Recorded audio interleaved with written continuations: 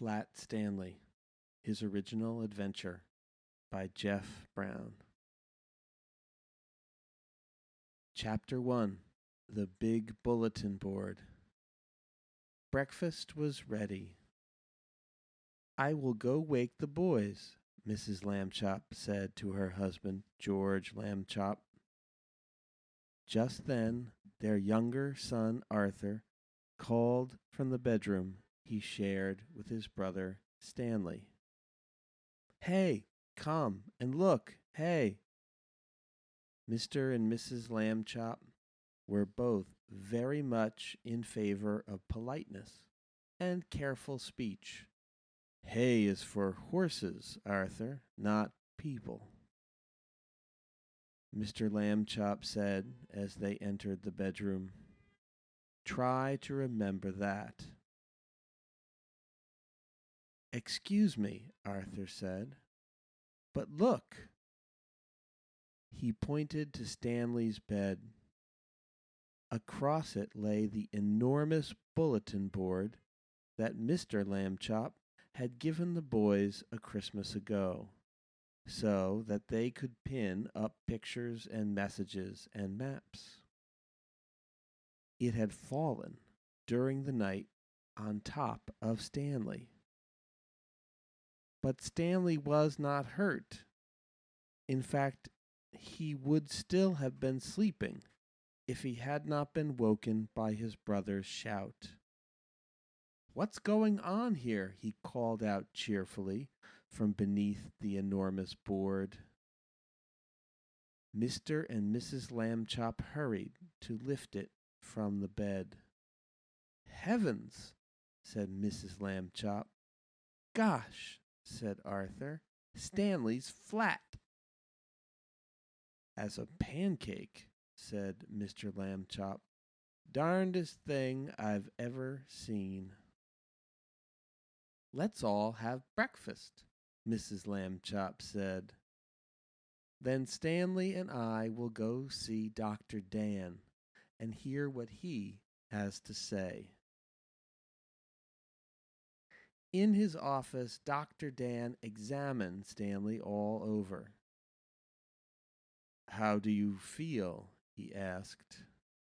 "Does it hurt very much?"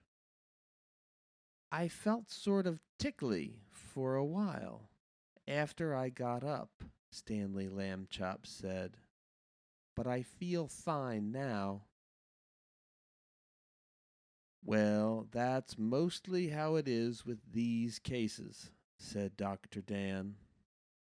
"We'll just have to keep an eye on this young fellow," he said, when he had finished the examination.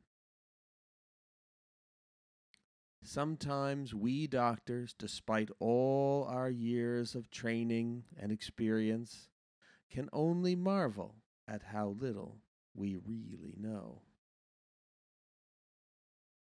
Mrs. Lambchop said she thought Stanley's clothes would have to be altered by the tailor now. So Dr. Dan told his nurse to take Stanley's measurements. Mrs. Lambchop wrote them down. Stanley was 4 feet tall, about a foot wide, and half an inch thick. Chapter 2 Being Flat. When Stanley got used to being flat, he enjoyed it. He could go in and out of rooms, even when the door was closed, just by lying down and sliding through the crack at the bottom. Mr. and Mrs. Lambchop said it was silly, but they were quite proud of him.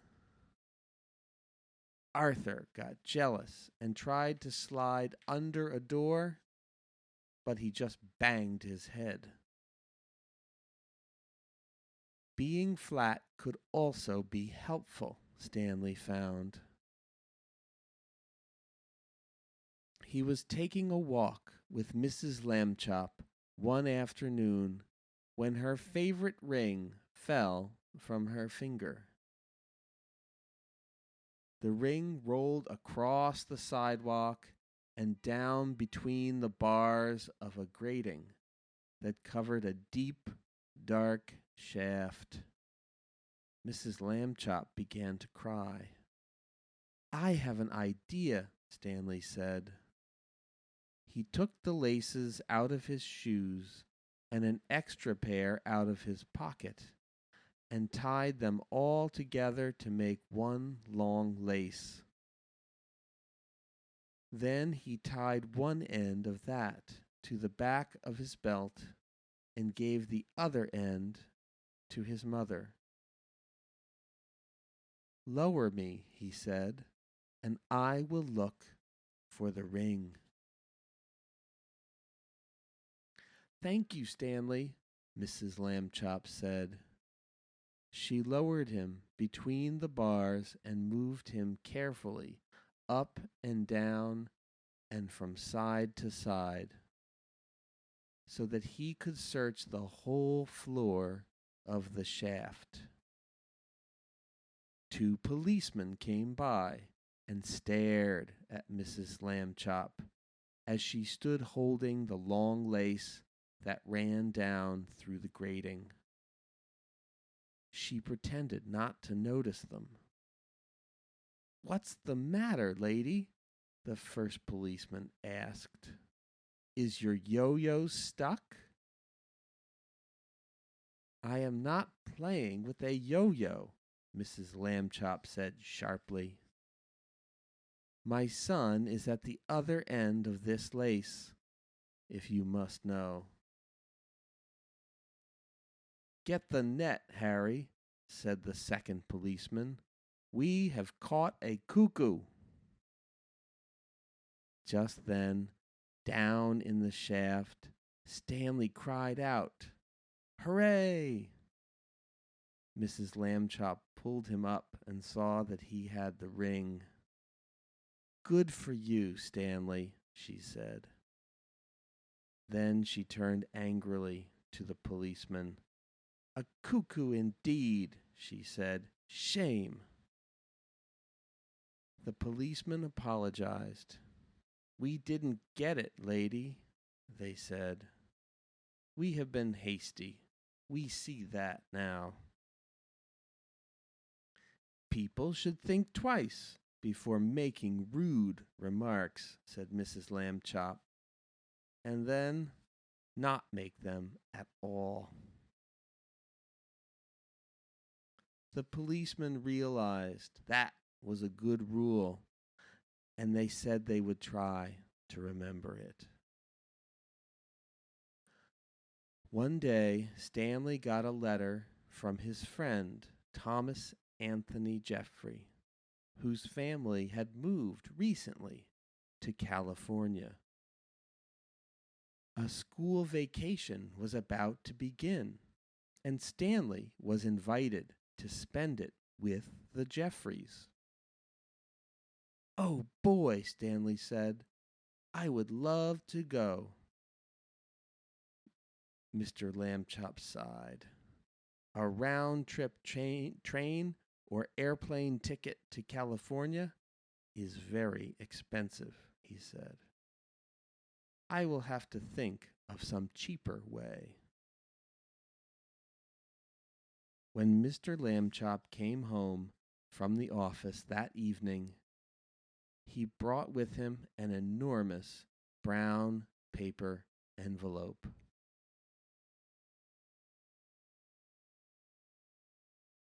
Page 18. Now then, Stanley, he said, try this for size. The envelope fit Stanley very well.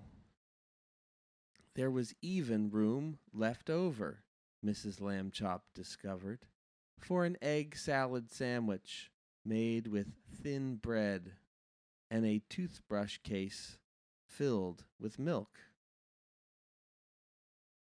They had to put a great many stamps on the envelope to pay for both airmail and insurance, but it was still much less expensive than a train or airplane ticket to California. The next day, Mr. and Mrs. Lambchop slid Stanley into his envelope, along with the egg salad sandwich and the toothbrush case full of milk, and mailed him from the box on the corner. The envelope had to be folded to fit through the slot.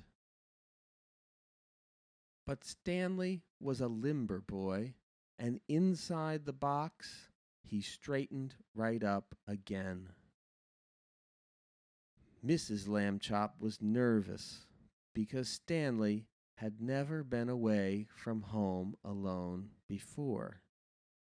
She rapped on the box. "Can you hear me, dear?" she called. "Are you all right?" Stanley's voice came quite clearly. "I'm fine. Can I eat my sandwich now?" "Wait an hour and try not to get overheated, dear," Mrs. Lambchop said. Then she and Mr. Lambchop cried out, "Goodbye, goodbye," and went home. Stanley had a fine time in California. When the visit was over, the Jeffreys returned him in a beautiful white envelope they had made themselves. It had red and blue markings to show that it was airmail, and Thomas Jeffrey had lettered it valuable and fragile, and this end up on both sides. Back home, Stanley told his family that he had been handled so carefully he never felt a single bump. Mr. Lambchop said it proved that jet planes were wonderful, and so was the Postal Service, and that this was the great age in which to live. Stanley thought so, too. Chapter 3. Stanley the Kite. Mr. Lambchop had always liked to take the boys out with him on Sunday afternoons to a museum or roller skating in the park, but it was difficult when they were crossing streets or moving about in crowds. Stanley and Arthur would often be jostled from his side, and Mr. Lambchop worried about speeding taxis or that hurrying people might accidentally knock them down. It was easier after Stanley got flat. Mr. Lambchop discovered that he could roll Stanley up without hurting him at all. He would tie a piece of string around Stanley to keep him from unrolling and make a little loop in the string for himself. It was as simple as carrying a parcel, and he could hold on to Arthur with the other hand. Stanley did not mind being carried because he had never much liked to walk. Arthur didn't like to walk either, but he had to. It made him mad. One Sunday afternoon, in the street, they met Ralph Jones, an old college friend of Mr. Lambchop's. "Well, George, I see you have bought some wallpaper," Mr. Jones said. Going to decorate your house, I suppose? Wallpaper, said Mr. Lambchop. Oh no, this is my son Stanley. He undid the string, and Stanley unrolled. How do you do? Stanley said. Nice to meet you, young feller, the man said. George, he said to Mr. Lambchop, that boy is flat. Smart, too, Mr. Lambchop said. Stanley is third from the top in his class at school. Phooey, said Arthur. This is my younger son, Arthur, Mr. Lambchop said, and he will apologize for his rudeness. Arthur could only blush and apologize. Mr. Lambchop rolled Stanley up again, and they set out for home. It rained quite hard while they were on the way. Stanley, of course, hardly got wet at all, just around the edges, but Arthur got soaked.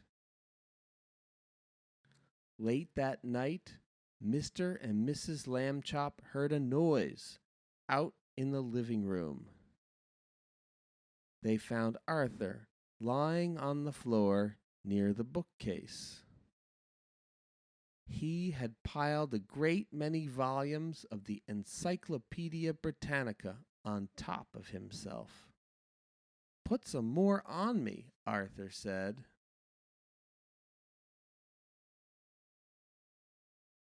When he saw them, don't just stand there.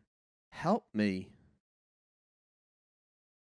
Mr. and Mrs. Lambchop sent him back to bed, but the next morning they spoke to Stanley.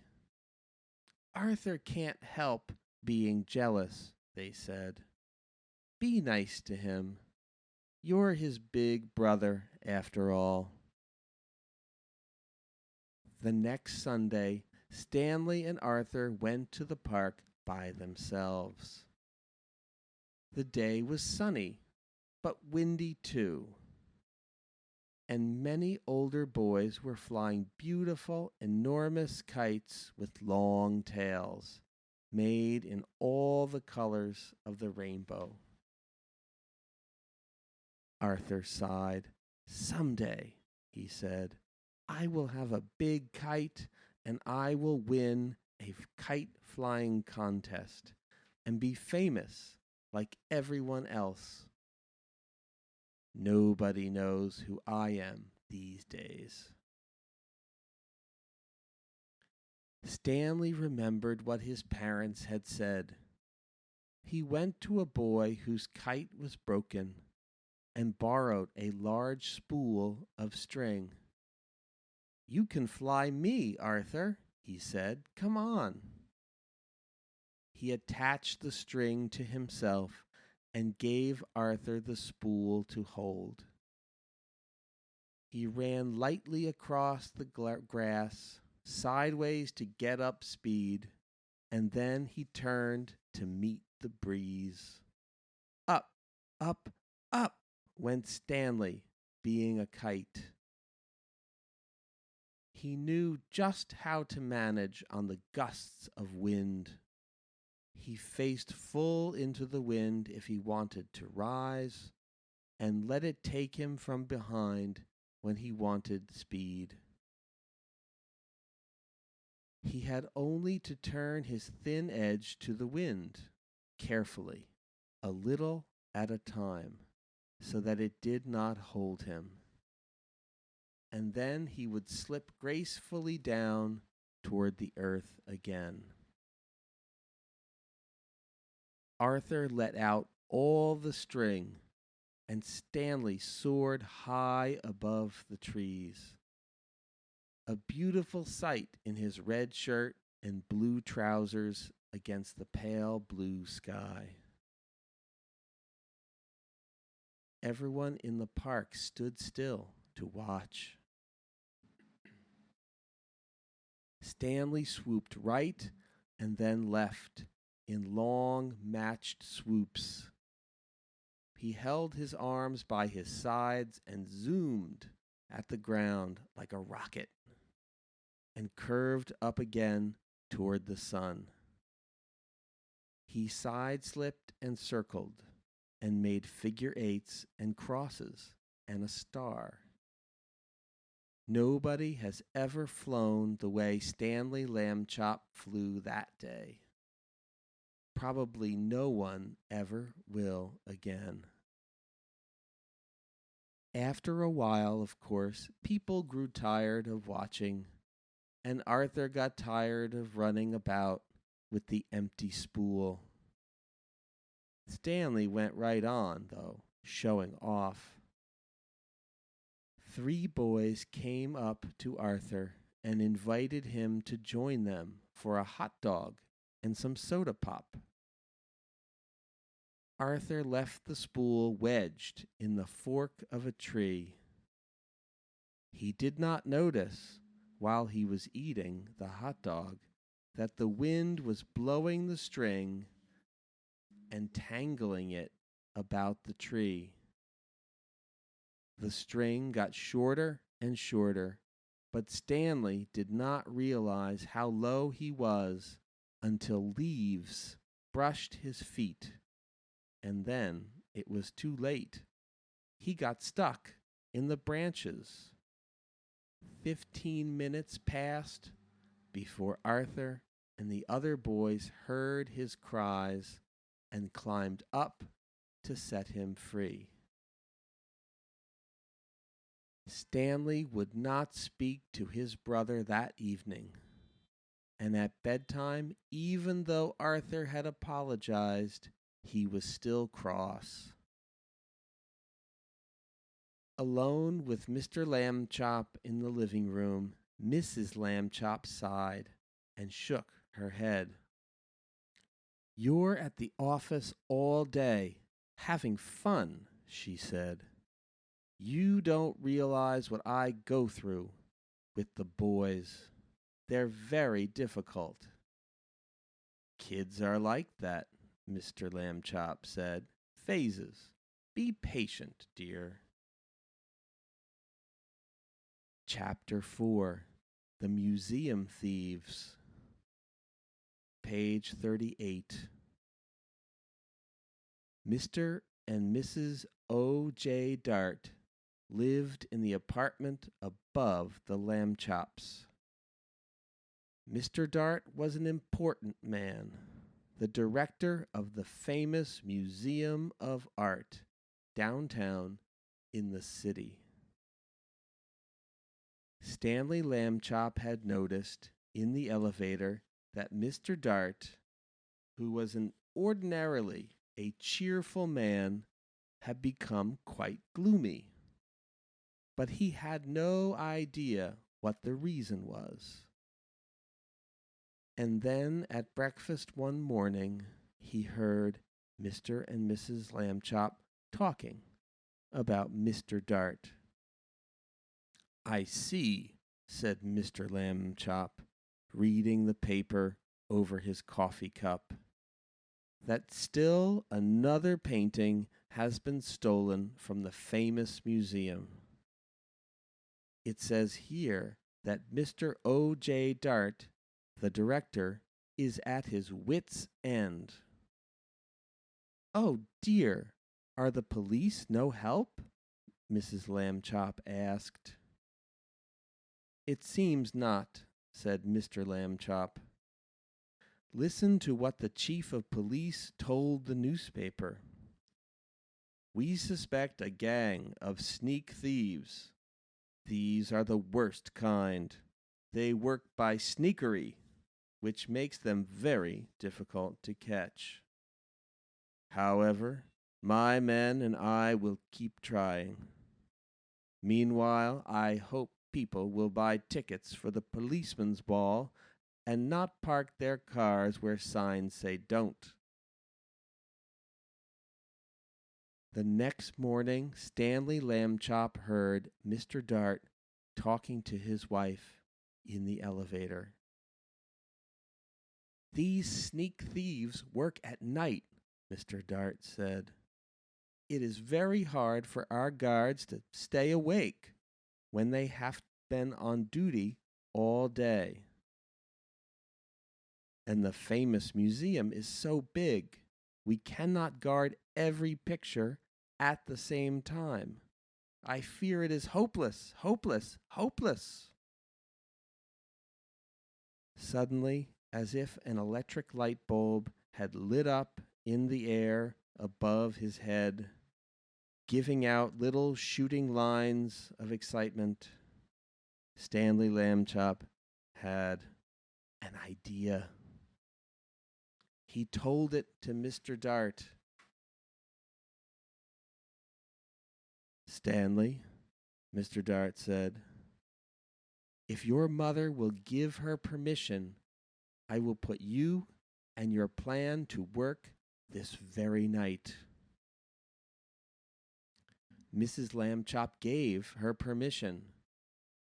But you will have to take a long nap this afternoon, she said.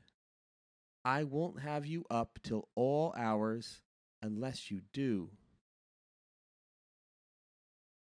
That evening, after a long nap, Stanley went with Mr. Dart to the famous museum.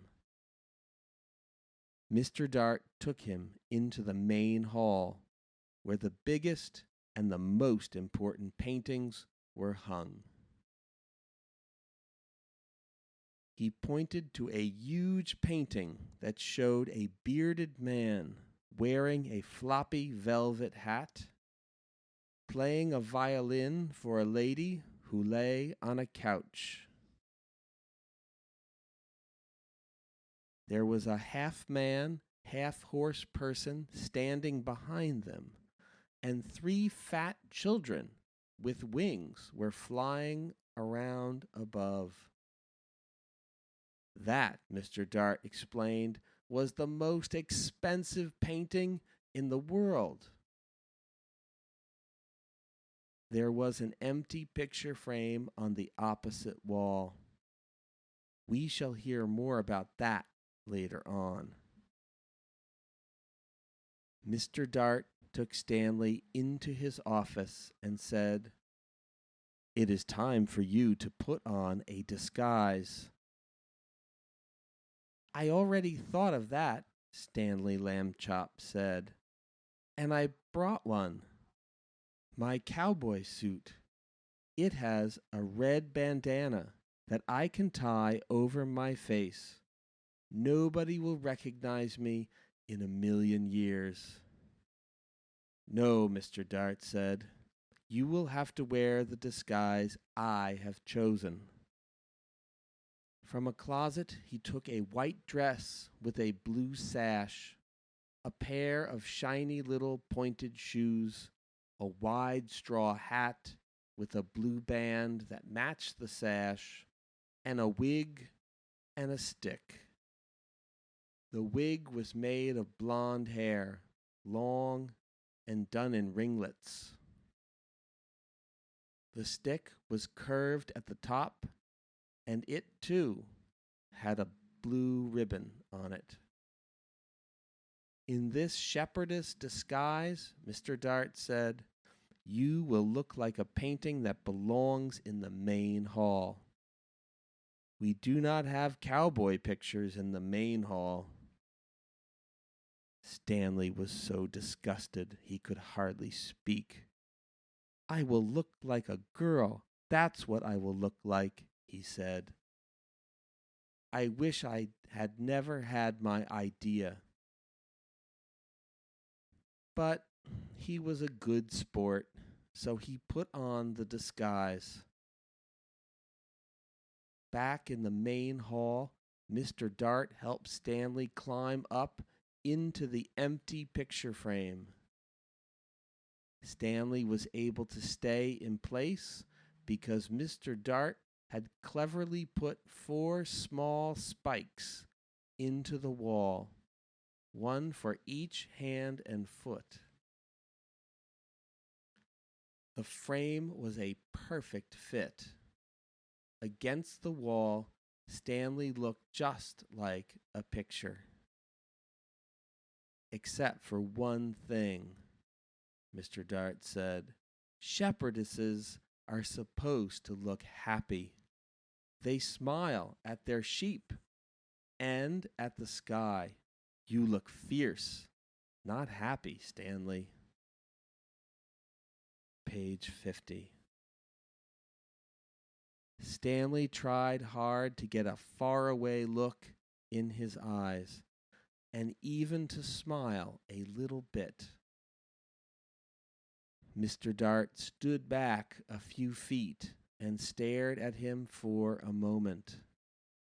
Well, he said, it may not be art, but I know what I like.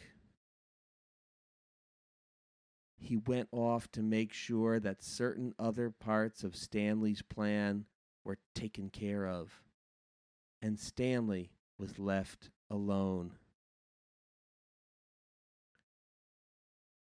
It was very dark in the main hall. A little bit of moonlight came through the windows, and Stanley could just make out the world's most expensive painting on the opposite wall. He felt as though the bearded man with the violin and the lady on the couch and the half-horse person and the winged children were all waiting, as he was, for something to happen. Time passed and he got tireder and tireder. Anyone would be tired this late at night, especially if he had to stand in a picture frame balancing on little spikes. Maybe they won't come, Stanley thought. Maybe the sneak thieves won't come at all. The moon went behind a cloud, and then the main hall was pitch dark. It seemed to get quieter, too, with the darkness. There was absolutely no sound at all. Stanley felt the hair on the back of his neck prickle beneath the golden curls of the wig. Creak. The creaking sound came from the right out in the middle of the main hall, and even as he heard it, Stanley saw in the same place a tiny yellow glow of light. The creaking came again, and the glow got bigger. A trapdoor had opened in the floor, and two men came up through it into the hall. Stanley understood everything all at once. These must be the sneak thieves.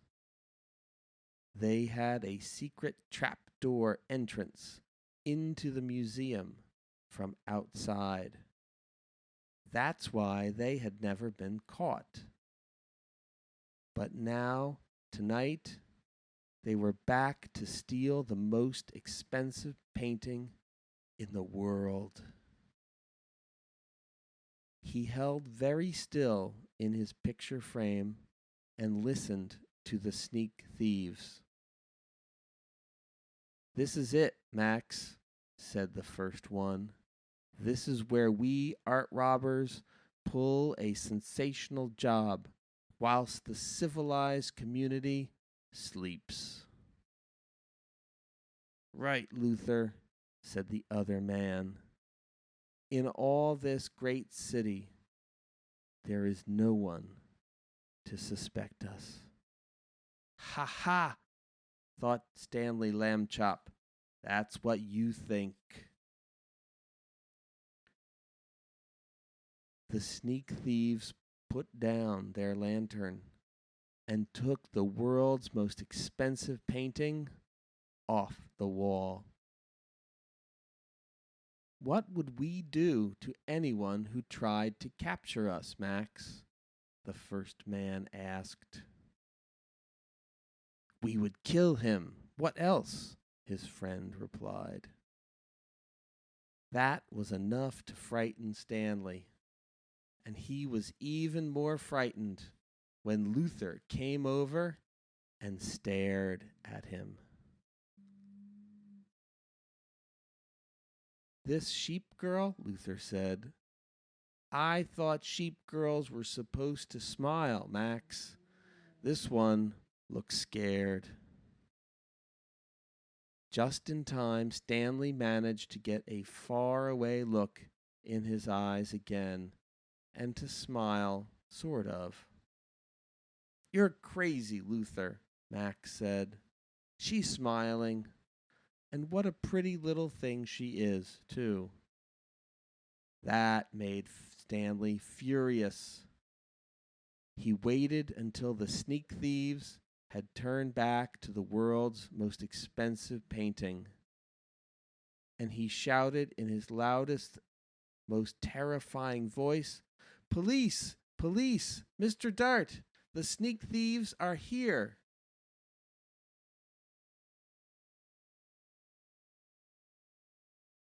The sneak thieves looked at each other. Max, said the first one, very quietly, I think I heard the sheep girl yell.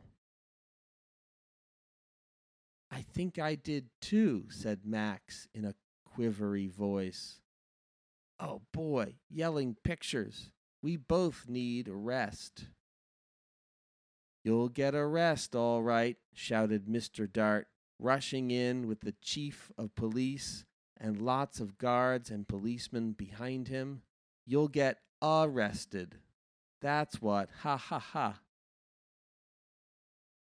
The sneak thieves were too mixed up by Mr. Dart's joke and too frightened by the policeman to put up a fight. Before they knew it, they had been handcuffed and led away to jail. The next morning in the office of the chief of police, Stanley Lambchop got a medal. The day after that, his picture was in all the newspapers. Chapter 5. Arthur's Good Idea. Page 60. For a while, Stanley Lambchop was a famous name. Everywhere that Stanley went, people stared and pointed at him. He could hear them whisper, Over there, Agnes, over there. That must be Stanley Lambchop, the one who caught the sneak thieves, and things like that. But after a few weeks, the whispering and the staring stopped. People had other things to think about. Stanley did not mind. Being famous had been fun, but enough was enough. And then came a further change, and it was not a pleasant one. People began to laugh and make fun of him as he passed by. Hello, Super Skinny, they would shout, and even ruder things about the way he looked. Stanley told his parents how he felt. It's the other kids I mostly mind, he said. They don't like me anymore because I'm different, flat. Shame on them, Mrs. Lambchop said. It is wrong to dislike people for their shapes, or their religion for that matter, or the color of their skin. I know, Stanley said. Only maybe it's impossible for everybody to like everybody.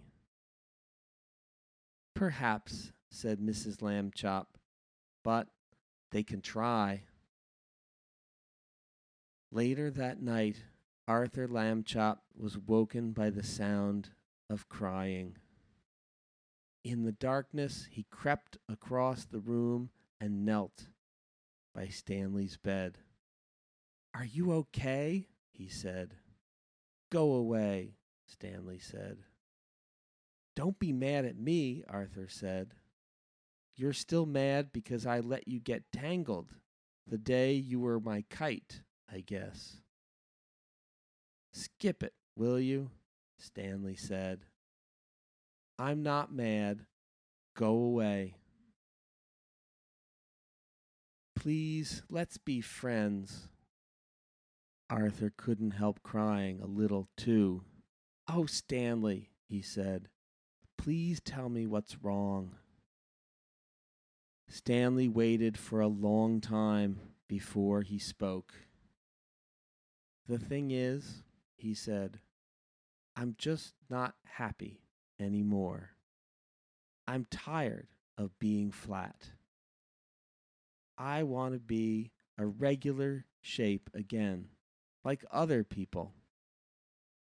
But I'll have to go on being flat forever. It makes me sick." "Oh, Stanley," Arthur said. He dried his tears on a corner of Stanley's sheet and could think of nothing more to say. "Don't talk about what I just said," Stanley told him. "I don't want the folks to worry. That would only make it worse." "You're brave," Arthur said. "You really are." He took hold of Stanley's hand. The two brothers sat together in the darkness, being friends. They were both still sad, but each one felt a little better than he had before. And then, suddenly, though he was not even trying to think, Arthur had an idea. He jumped up and turned on the light and ran to the big storage box where toys and things were kept. He began to rummage in the box. Stanley sat up in bed to watch. Arthur flung aside a football and some lead soldiers and airplane models and lots of wooden blocks. And then he said, "Aha!" He had found what he wanted, an old bicycle pump. He held it up, and Stanley and he looked at each other. "Okay," Stanley said at last, "but take it easy." He put the end of the long pump hose in his mouth and clamped his lips tightly about it so that no air could escape. "I'll go slowly," Arthur said. "If it hurts or anything, wiggle your hand at me." He began to pump. At first, nothing happened, except that Stanley's cheeks bulged a little bit. Arthur watched his hand, but there was no wiggle signal, so he pumped on. Then, suddenly, Stanley's top half began to swell. "It's working! It's working!" shouted Arthur, pumping away. Stanley spread his arms so that the air could get around inside him more easily. He got bigger and bigger. The buttons of his pajama top burst off. Pop, pop, pop. A moment more, and he was all rounded out. Head and body, arms and legs. But not his right foot. That foot stayed flat. Arthur stopped pumping. "It's like trying to do the very last bit of those long balloons," he said. Maybe a shake would help. Stanley shook his right foot twice, and with a little whooshing sound, it swelled out to match the left one. There stood Stanley Lambchop as he used to be, as if he had never been flat at all. Thank you, Arthur, Stanley said. Thank you very much. The brothers were shaking hands when Mr. Lambchop strode into the room with Mrs. Lambchop right behind him. We heard you, said Mr. Lambchop. Up and talking when you ought to be asleep? Shame on George, said Mrs. Lambchop. Stanley's round again. You're right, said Mr. Lambchop, noticing. Good for you, Stanley. I'm the one who did it, Arthur said. I blew him up. Everyone was terribly excited and happy, of course.